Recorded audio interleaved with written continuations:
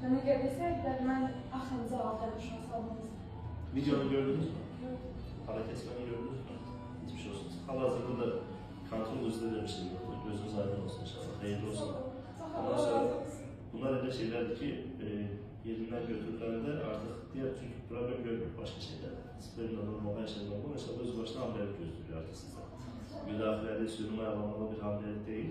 Bu işi gördük diye artık öz başına hamilelik gösteriyor. İnşallah ben size 2 ay vakit veriyorum. O 2 ay sonunda hoş haberler bize gelir. İnşallah.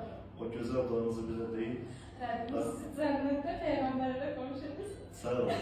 Onu xəstəmiz, onu yaxşı ağlamın, nəzarınız. Xəstəmiz narkozda dua edilmiş bizim üçün ki, Allah səni deyir, Peyğəmbərimizi qonşu eləsin cənnətdə. Amin inşallah. Çok teşekkür ederim, çok sağ olun. Var olasınız, sizin kimi xəstələrimiz olduqca biz mənəvi olaraq bəslənirik. Mənəvi olaraq bəslənirik, özümüzdə reji tapırıq, yüz tapırıq. Daha çox xəstə baxırıq, daha söyləsin. İnşallah. Mən 8 il hiç ürünüm olmadan, bayımızda da gitmişim, hamısı mərtəbəyə. Mən çox xəstə canlılarda olmuşam, bütün həkimlərdə olmuşam 8 il ki. Heç kim bana bu qədər insani yanaşmamışdı. O bizim borcumuz. O bizim borcumuzu xeyirli olsun inşallah. Mən sizi 2 ay sonra hamile olarak gözlüyorum. İnşallah.